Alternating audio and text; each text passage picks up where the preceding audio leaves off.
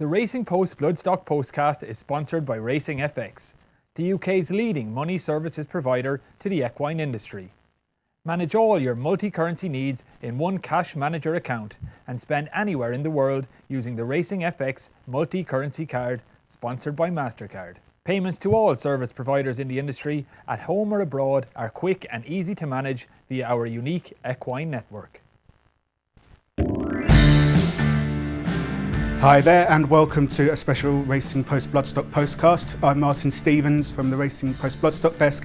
I have my colleague James Thomas here and we have a very special guest this time. He's one of the growing forces in the owner-breeder ranks and he happens to own probably the most admirable filly in training, and he's also a nifty mover too. It's John Dance. Not sure about the latter. Thank you for having me. How are you? Yeah, good, thank you. Yeah. And still coming down after Laurent's winning in France last week? Yeah, pretty much.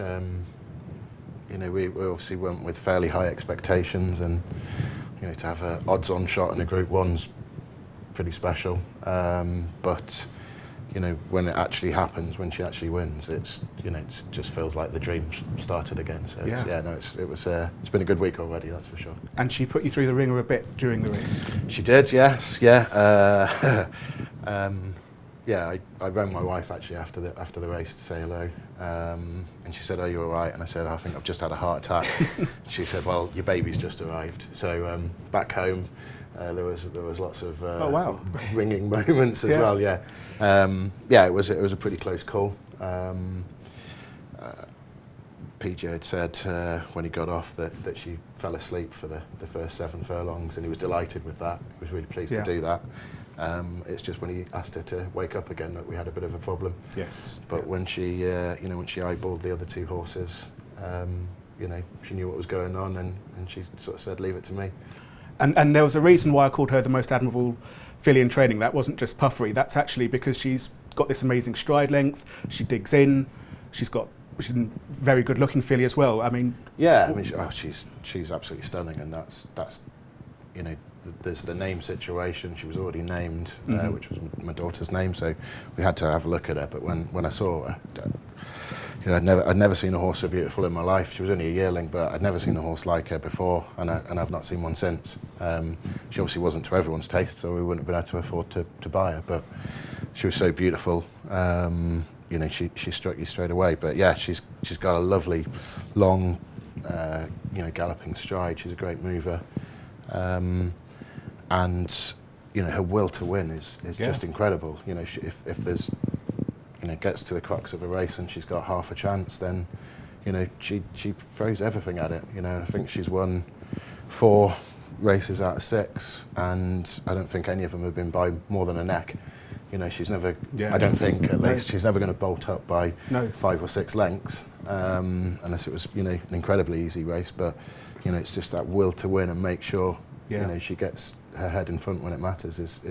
How tactically versatile do you think she is? Because that stride length sort of takes her to the front, doesn't it? And then does it make her a bit vulnerable, do you think? I know then she fights back. That's her. Yeah, and that's one of the powers. Yeah, definitely. I think she is quite vulnerable versatile tactically. Yeah. Carl's form guy sent some statistics after Longchamp at the weekend, and he was talking about acceleration indexes. So obviously the last 2 or 3 furlongs versus the rest of the race, and the Guineas and her Fillies Mile race, the acceleration index was quite low because she'd gone such a fast pace, in the gallop early doors. Whereas in France at the weekend, the first 7 furlongs were absolutely pedestrian. Yeah. And the last 3 furlongs were incredibly rapid, less than 35 seconds for the last 3 furlongs on good to soft. That's incredible. Yeah. And the second last furlong, the penultimate furlong, was 11.1 seconds, which she wasn't doing those kind of times in the Guineas or the Fillies Mile for the last few furlongs because she'd gone so fast early. But so in terms of the pace of a race, she's versatile. It's just happened that we've ended up at the front in our last few runs. But the May Hill, she was deep in the pack, and she might have been a bit keen and struggling to go slow enough at that point. But she was able to come off the pace and nail them at the line. The Fillies Mile, she did the whole thing from the front. last weekend, obviously, we were on the front. In the ideal world, we'd kind of hoped that we might get a lead, because at home she does work better, when she's got a lead and she's got something to pass. But as you say, she's got a quick stride, and she's pretty quick out the stalls as well. So you kind of end up at the front whether you want to be or not. Yeah.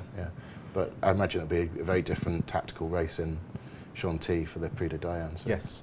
And obviously now the Pre-St. Olary's out of the way, what are going to be Lauren's short-term plans and then longer-term plans beyond the Prix de Diane? So Prix de Diane is just over 2 weeks away, so that's obviously the first target. And then after that might slightly depend on how she runs. I don't mean result necessarily, but just whether she gives us the impression that she could stay any further. She kind of hinted that at Longchamp at the weekend, but as we mentioned, it was pretty slow early doors, and that can flatter how well you're staying at the finish. So I think it'll be a truer run race. They tend to go pretty hard at the start, fighting for position at Chantilly.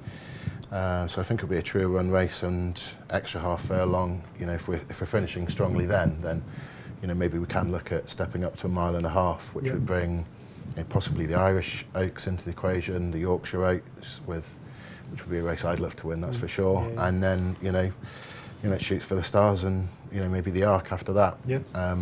If it looks like 1.2 miles is her trip, then be back to the drawing board a little bit, and I guess things like the Nassau and maybe even the Pretty Polly in Ireland come into the equation. But we'll obviously have a better idea after Chantilly, but that's kind of the sort of the target at the moment. And longer term, I want to pin you down here, because I know you've said before there's a strong emotional attachment there. Has the same name as one of your daughters, and she's obviously one of the first great horses that you've owned, and you've said you want to breed from her. But I mean, she must be worth what, say 2 million now, and for that money you could buy 10 quite good broodmares, you could buy land, you could buy training fees. What are you thinking there? It is tricky. If you look at the kind of money that Quiet Reflection and Marsha made last year, she's multiple Group 1 winner, she's runner-up in the Guineas. She's by Trendy Sire and CE. Yeah, and she's, and Pivotal's a great broodmare sire, so, hopefully Sayuni ends up being likewise, but, I'd like to think that physically she's an even better specimen than those two, so goodness knows what she might be worth. And yes, we could sell her, and that would give us, we could buy a dozen really nice, broodmares. But the emotional attachment is incredible. She's already taken us to places where, we never dreamt that we'd get to. It was my aim going into last year was to get a listed win from something, anything. You don't expect to dine at the top table. So a combination of what she's achieved and like, the name thing. I mean, and who knows what her offspring might be worth. No, exactly. They could. So if you did keep her, you'd probably maybe sell the colts, maybe, or fillies? Possibly. Yeah, I think we would probably sell the colts and keep the fillies. To a certain extent, in my head, with the mares that we've got at the minute, I'm already kind of thinking that perhaps, in order to protect the mares, we should be keeping the first foal, regardless of what it is, because they not always a mare's best offspring. No. Although Quiet Reflection was quite a good first offspring for her dam, obviously, but. But that would be the plan. That's kind of the plan with all the mares. Sell the colts, keep the fillies. Yeah. So what can you tell us then about your young breeding operation that Lawrence will eventually join then? How many mares do you have? Where are they? In our own name, that's my wife Jess and myself. We've got 20 mares at the moment. I think they're all at Southsea Forest Stud in Northamptonshire. And then we've got an interest in the ownership of both Pearl Secret as a stallion, but also a sort of a band of broodmares we bought to send to him, which I think there's 16 of at the moment. So I think we've just about got the majority share in most of those. So they're like super commercial. Everything that they breed is going to be sold either as foals or yearlings. So yeah, no, it's a burgeoning band of broodmares, that's for sure, one way or another. Yeah, And there's some nice horses in there, hopefully. Yeah. How do you think, and how will you make it pay? Are you sort of looking at?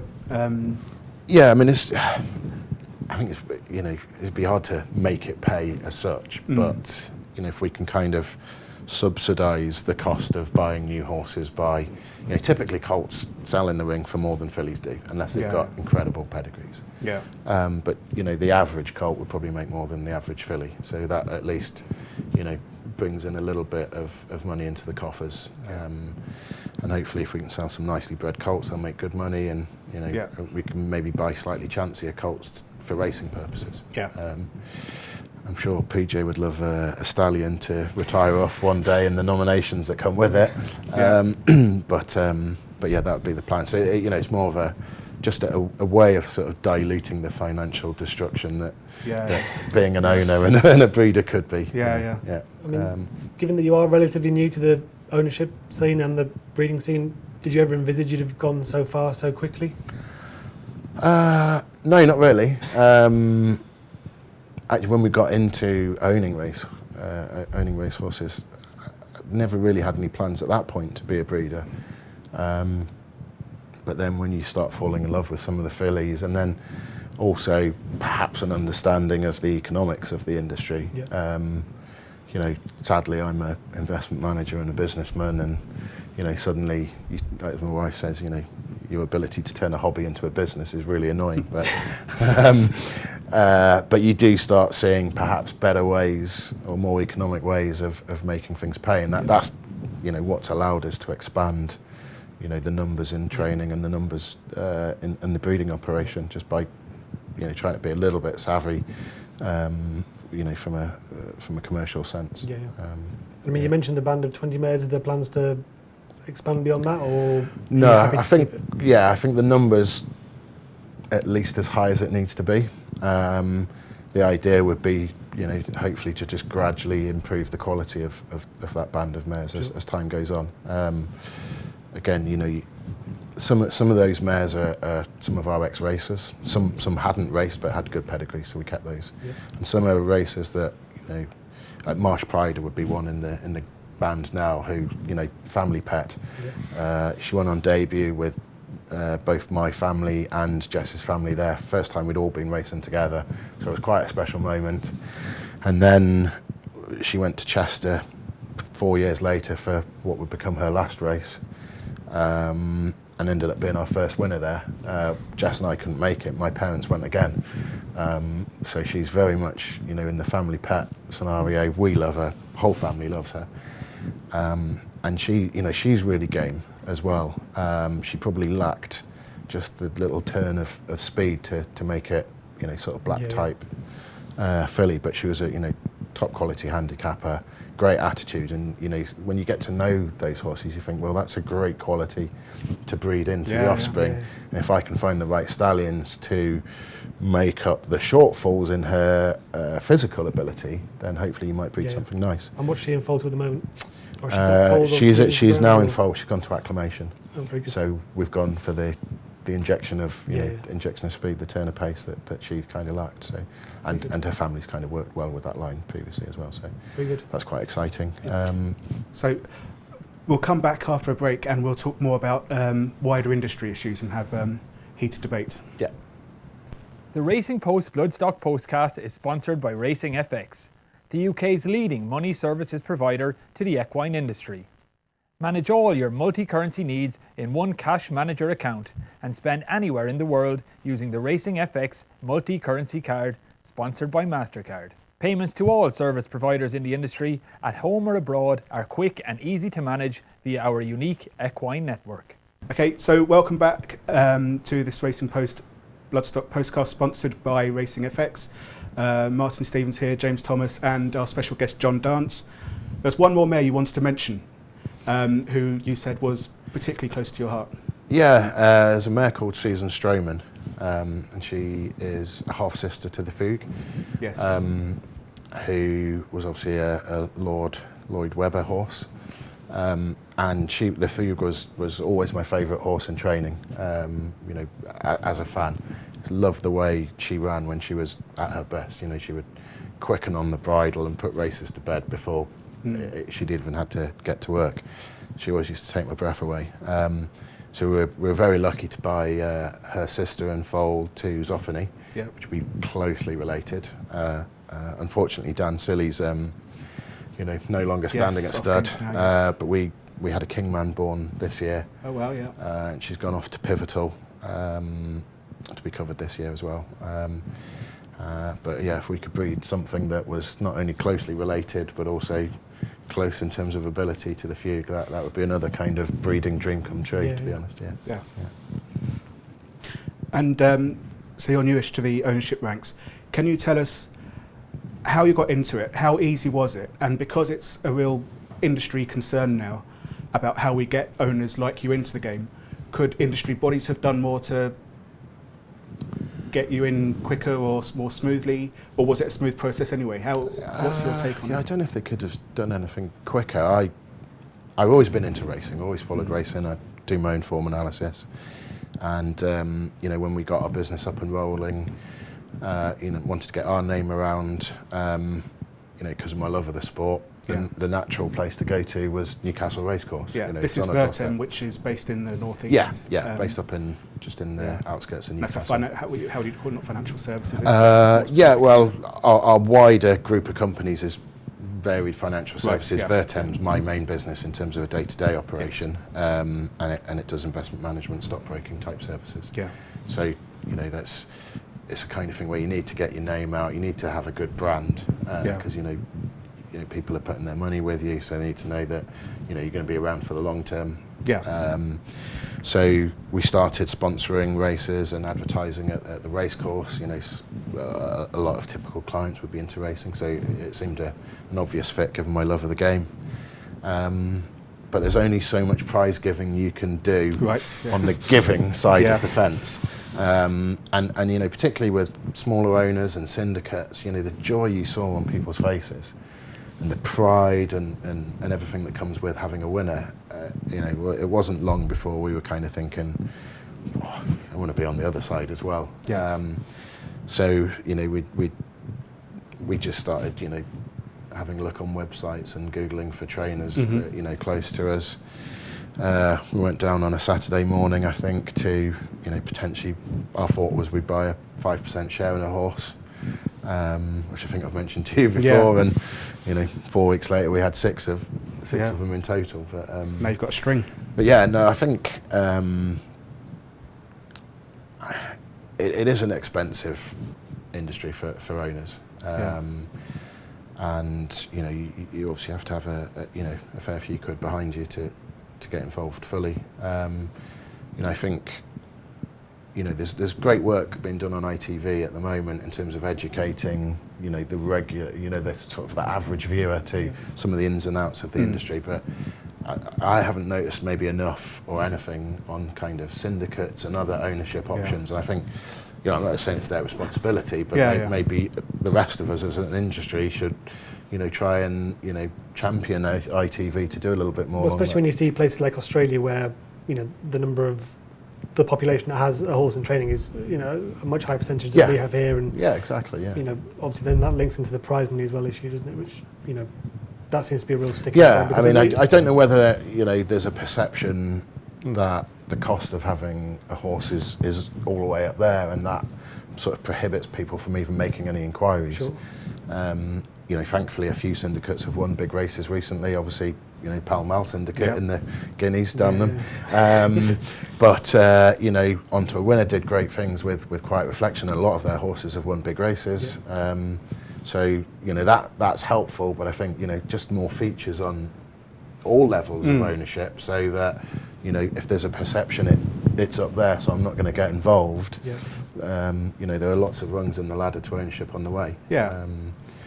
I mean, at our level it is hard because we've got, you know, a lot of horses, and you know, we do spend good money, but we kind of, you know, the horses that we're trying for, in the sales are just horrifically unaffordable because, you know, as much as we'd like one, we don't have many oil wells in Newcastle, and if there are any, I don't own them. You know, right at the top level, it is very, very hard to compete in the sales. So I think, you know, the more we can do to encourage people to get involved in syndicates with, you know, relatively affordable horses for them and the syndicate owners, you know, the better. Because then I think, you know, that's when you really get the bug for it. Yeah. You know, that's when you really fall in love with racing. You don't mention prize money much when you talk about your part of ownership. Is that something that you just don't even bother factoring into making it pay? Or? Oh, no, massively factor it into making it pay. Yeah, I mean, you know, I'm not a big fan of Mike Ashley in terms of what he's done at Newcastle United Football Club, and, you know, buying cheap horses and flipping them on, and he would buy cheap players and try and flip them on to the big boys. But that's essentially what Lauren's aside, who has obviously smashed the budget a bit, but, you know, it's generally what we've been trying to do is buy relatively cheap horses that other people, you know, might pay silly money for to help, you know, fund the cost. And to do that, it does mean that we have to move the also rans on pretty quickly as well. Yes. Otherwise they just drain what others are making for you. And, you know, hopefully we can keep the odd Laurens and you know, some horses to her, but then the nucleus are going to be, I guess, 80, 90 rated handicappers that can win regularly enough that the prize money covers the cost of keeping them in training. Yeah. You know, so the prize money is important. You know, but they need to be good enough to win reasonable pots or win pots often enough. Yeah. But it's very hard to have a horse good enough to pay its way. Really, has really Lorenz, has she recouped her purchase cost and training fees yet? Oh yeah, she has. Yeah. I probably shouldn't say this, but I like logging onto the Racing Post and just having a look at it, because it's like, you know, these mythical, incredible horses and the ridiculous amounts of money they make. Blow your mind, and then, you know, kind of log on and have a quick look at Lauren's, and she's exactly. She has, you know, thankfully she's paid her way, she paid her purchase price, and thankfully she's also paid a lot of other horses purchase prices and their training fees, you know. So she, you know, her and a horse we had last year called Beatbox, sort of between the two of them, double-handedly kept the whole operation afloat. Oh, good. You know, if it wasn't for the two of them, we really would have struggled.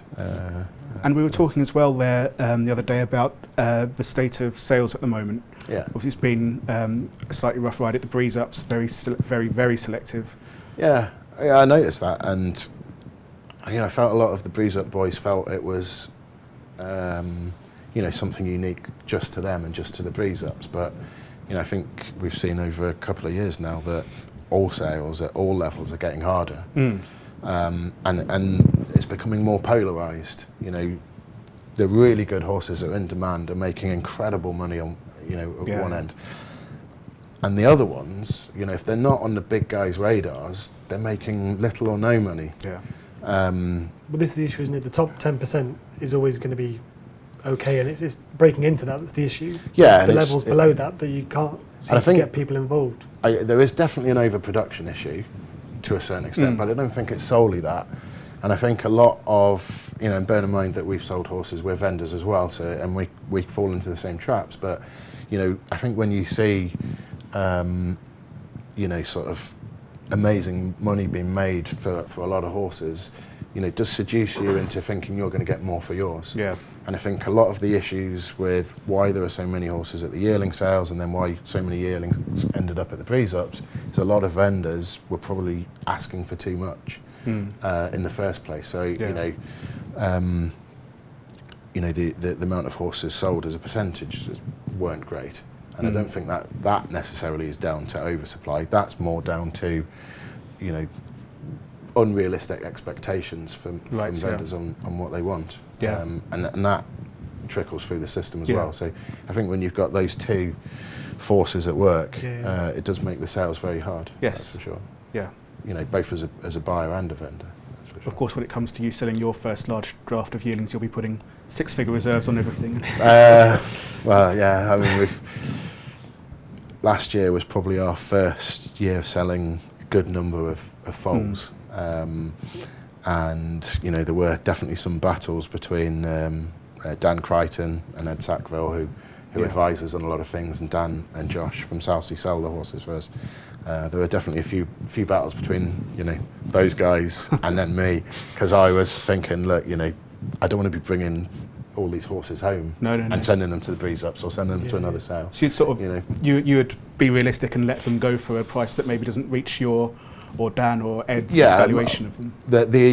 And I'm not saying I don't think they were worth as much as those two, but I think the level that they're worth and the level at which we need to be happy letting them go are potentially two different things. Yeah.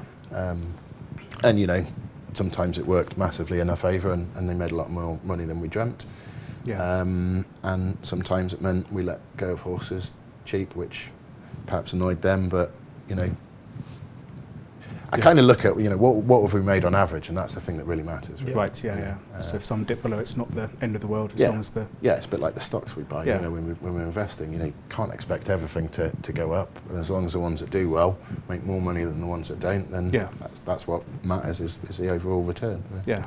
And finally, in this section, talking about industry things, I wanted to talk about the north of England, because although you don't have a northern accent, you are very much a I'm a northern boy. I was born northeast. in Stockport. Right. Okay. And then I sort of spent from about 5 to 13 in Bedfordshire, which is probably where I lost my northern accent, and then moved up to Newcastle after that. Yeah. And then I had a stint working in London as well, so my accent's nondescript. Yeah. The more drunk I get, the more Geordie it gets. Right. So okay. Maybe it's partially suppressed subconsciously, but right, we'll see later. But we've got a genuine bona fide northerner here who's going to grill you about your interests in the north. Well, I mean, just on the state of racing in the north, how do you see the kind of health of that overall? Because I mean, prize money is a nationwide issue, but just in terms of the nuts and bolts of how the north compares to the south. Yeah, what's your take on it? Like you say, I think prize money is definitely a nationwide issue.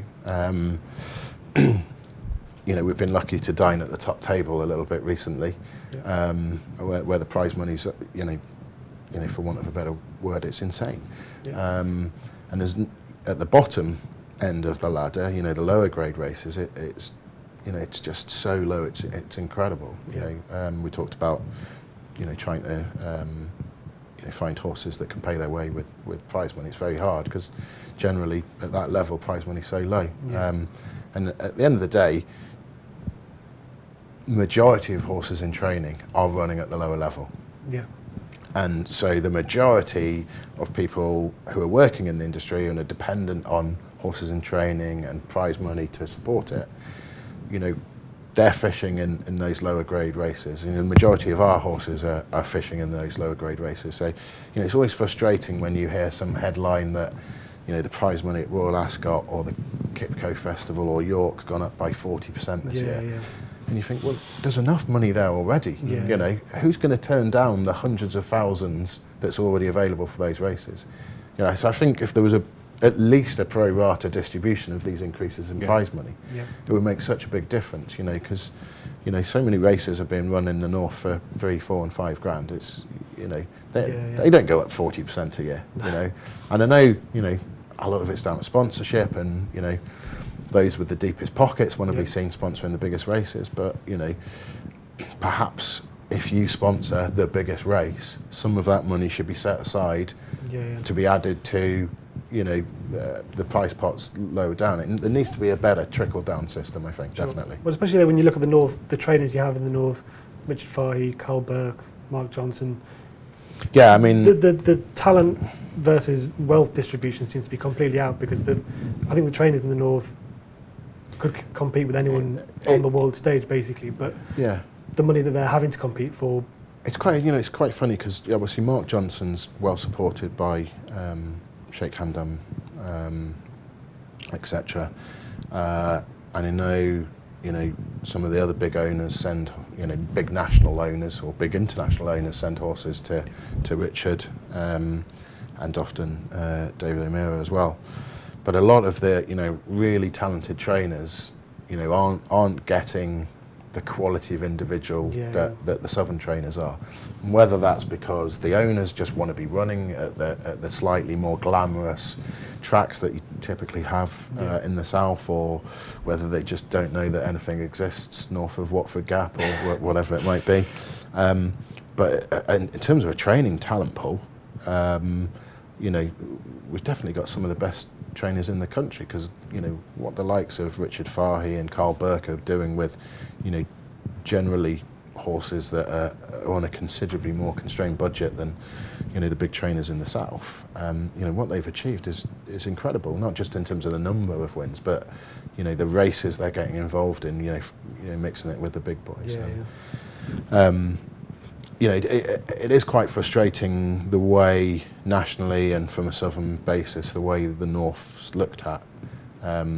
We've got a runner in the Woodcote called Cosmic Law who won at Carlisle recently, and it was fractionally off beating what was a 20-year-old, 2-year-old track record. Right. It was a very quick time. The runner-up was a Kevin Ryan trader horse. You know, he knows his horses. He's been there, won the Group 1s. They couldn't see theirs getting beaten. Carl Burke, who had the third, thought his was one of the best early 2-year-olds he had this year, and I think everyone in the field thought they had a good one. So in reality, it's probably an awful lot better race than it might have looked. And you know, just looking at the build up to the Woodcote, you know, horses like Cosmic Law get dismissed because they only won at Carlisle, and you just think that's insane, because you know, in the North, Carlisle's, it's a stiff track, it's a long way from, you know, from the South, but a lot of trainers like to send, there's a lot of Northern trainers like to send their good horses to Carlisle. And it's just this national perception that, well, it's at Carlisle, it can't be a good race. You just think it's just so derogatory, it's unbelievable. So that just makes you sort of more fired up to, you know, represent the North, and exactly, stick it to them. We'll have a quick break, and then when we come back, we'll talk about some of the other good horses you've got in training in the North and elsewhere. Yeah, thank you. The Racing Post Bloodstock Postcast is sponsored by Racing FX, the UK's leading money services provider to the equine industry. Manage all your multi-currency needs in one cash manager account and spend anywhere in the world using the Racing FX multi-currency card, sponsored by MasterCard. Payments to all service providers in the industry, at home or abroad, are quick and easy to manage via our unique equine network. Okay, welcome back to the Racing Post Bloodstock Postcast, sponsored by Racing FX. Still here, Martin Stevens, James Thomas, and our special guest, John Dance.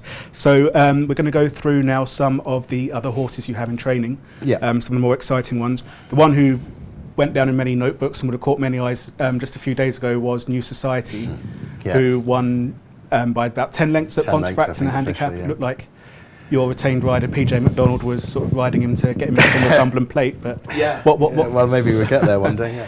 What happened? Well, he's a progressive horse.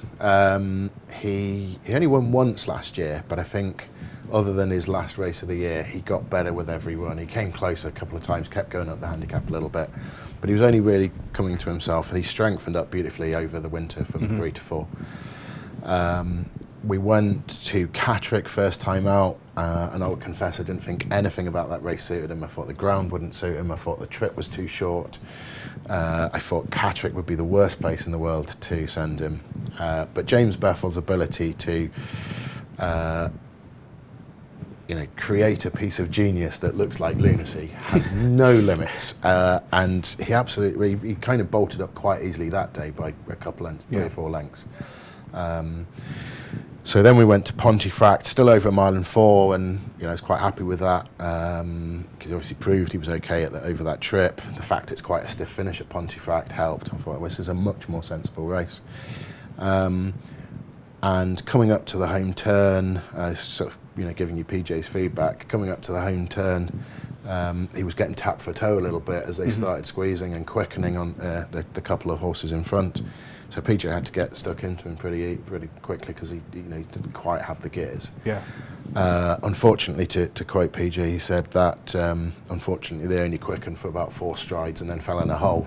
At which point he's full steam ahead, and he had to stay reasonably busy on him. I noticed him put his whip up a few times, look over his shoulder, and then go, "Oh, not bother," and just rode him out. So how far would he go in terms of ability, not in terms of mileage? Well, yeah, I mean, how good that race turns out to be, I don't know. I mean, obviously we were definitely flattered on the day, but we do like him. He has progressed with every run. He's much better this year. Whether he makes up into a cup horse is possible. He still need to improve a little bit yet, I think. But I think he'd definitely make a really nice, top quality handicaps there. I don't think he'd go beyond that. Yeah. But I think in the big handicaps, he might be a great horse to have on the team. A proper Saturday horse, which PJ had to mention to James when he came into the winners' enclosure, and James said, "Well, we're going to go with him." But there's a nice race for him at Ayr, mid to late June, 0 to 100 for a 40k pot. So, if he got anywhere in the first two, he sort of paid for his year's training fees as well. So that'd be a nice one. Another progressive young middle distance horse you've got, Celestial Force. What's the latest on him? Yeah, he's a lovely horse. We really like him. I feel a bit devastated in myself to let him go off at 16 to 1 or 20 to 1 first time out, because he needed a lot of time, and Tom Dascombe's team did a fantastic job with him last year and over the winter, and they just lots of steady work, lots of core conditioning, never pressed any buttons. They knew he needed time. And I don't obviously they did great with Brown Panther, but I think Tom and his team aren't necessarily well known for that type of horse and that type of regime, and they were brilliant with him.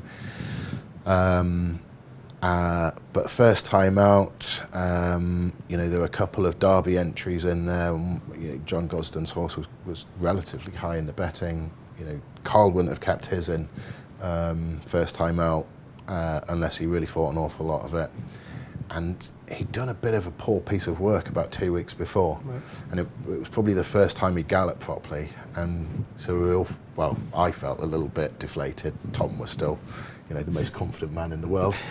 And we had a lot of guests there that day. We had a sort of work day, and they were saying, should we back this horse? And I said, he's a bit green, he needs the experience, and there's some good horses in this.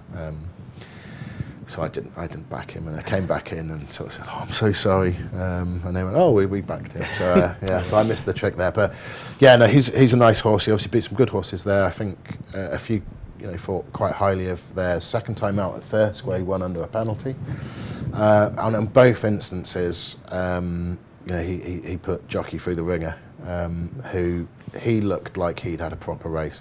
Horse was relaxed, not sweating, not blowing. Jockey exhausted. He's still got a huge amount to learn. In the ideal world, we'll go for the Melrose with him, and we'll probably have to get him out in a handicap before that, get him in a big field, because he has got an awful lot to learn. He kind of hits the front and starts hesitating and start asking the jockey what he should do now. And again, it's a bit like Lauren's recent victories. It's only when the horses start attacking him from all sides he realises we're racing and goes again. I mean, how far do you think he can go in terms of ability? I think he could be a pattern performer. Really do. We haven't ruled out the St Ledger yet. Okay. I think we've entered him in the Irish St Ledger as well, which would be a brave shout as a 3-year-old. But he's very well bred, isn't he? You didn't pay too much for him, considering his pedigree. No, to a certain extent we stole him. He's got some good siblings, and he's got a few that were a bit disappointing as well. Right. So I think there was maybe a little bit of, which direction will this one be? Right, and he was very. Actually, I didn't buy him for myself. Buy him from the sales myself. Ed Sackville bought him. Yeah. And he didn't buy him for me. He bought him for Tom. And we went to the yard, and he was still for sale at that point. And he was very raw, but you could see he had a great physique. He could grow into a great physique. He had a great shape about and great hip, and he sort of struck me in a not dissimilar way to Lawrence, although he wasn't quite as well bodied as she was at the time. But so we were quite lucky, and that was obviously quite handy that it was still Ed and ourselves. Yeah. But hopefully he'll be one for pattern races in time. But he's just got so much to learn in the meantime. That's the only problem. I saw you had an intriguing entry this week coming. It's the 3-year-old filly with Hugo Palmer, Minovia, by Caradak of all. Yes, So there's a bit of a story. This is a good Bloodstock story, actually. Oh, good, yeah. We like that. We had a very nice 2- and 3-year-old called My Amigo. Yes. Who was by stimulation, who wasn't very trendy, but he was a big, beautiful horse. Who he went on debut. He looked like he should gallop a mile. He went on debut over 6 and then won a Weatherby handicap off mid to high 80s over 5.5 furlongs. He was an incredible horse. But after his first run, and this was credit to Dan Crichton, he found a sister to the dam in a field in Spain. We talk about having connections, contacts. And she was, I think she was listed placed, and she'd had a listed place horse, so it was kind of a off the radar pedigree. And we generally thought My Amigo would go on to be a listed group horse. Yeah. We had a few issues with him, with sort of tonsillitis type thing, and he needed gelding, and he didn't. Took him a long time to get over that, and he's with Marjorie Fife now, and starting to rediscover his form again. So we look a bit silly there. So that was my fault. Sorry, Carl. But yeah, so we found this sister in a field, and she was in foal to Caradak. Yeah. So, was she in foal? Yeah, no, actually, might have been Caradak at foot. Actually. Right. Yeah. She was in foal to something else, fairly exotic, but she had this Caradak at foot, and as a foal she was absolutely beautiful. Yeah, real sort of rowan. She's become quite grey as time's gone on. She's taken a long time to come to hand. About this time last year, Hugo and ourselves were questioning whether she'd even make a racehorse. She probably hadn't grown much from when she was a yearling, but she's over the last 12 months she's grown. So we'll see how she goes. Yeah. But yeah, no. So we never bred her, but we do still have the dam, who's just had a Star Spangled Banner. Oh, very filly, good. Yeah. Who is obviously also by Choisir. Yes. Who My Amigo was, Stimulation. Was by. So that's all coming together. Yeah. If I didn't say that, filly's name is Minovia, who's entered this week with Hugo Palmer. Yes. Which is Portuguese for my friend. Oh, very good. My Amigo. You see. Very clever. You don't just throw it all together. Don't make this stuff up, you know. So we've actually only got 5 minutes until the Woodcut Stakes when you've got a runner, so we're going to go and watch that. What are you going to treat us to if Cosmic Law wins? A robot or a robot or a running man. I've got a friend that's getting very angry with me for not doing the running man yet, because it's something I'd never done the robot until I did it live on TV, and obviously you can watch how badly executed it is and probably testify that that's true. Yeah, but my friend and I always used to do the running man, and he's very annoyed that I've not done that on TV yet. So well, for when Lawrence wins the Classic, maybe. Yeah, I think that would be apt. Yeah, and the French will look at you like I'll shake your hand on that now. I'll do the running man for the Diane. Yeah, they'll throw you out. But never mind. Thanks very much for coming in. Thanks for having me in. Good luck with Lawrence through the season, all the other horses, and thanks for watching. The Racing Post Bloodstock Postcast is sponsored by Racing FX, the UK's leading money services provider to the equine industry. Manage all your multi-currency needs in one cash manager account and spend anywhere in the world using the Racing FX multi-currency card sponsored by MasterCard. Payments to all service providers in the industry at home or abroad are quick and easy to manage via our unique equine network.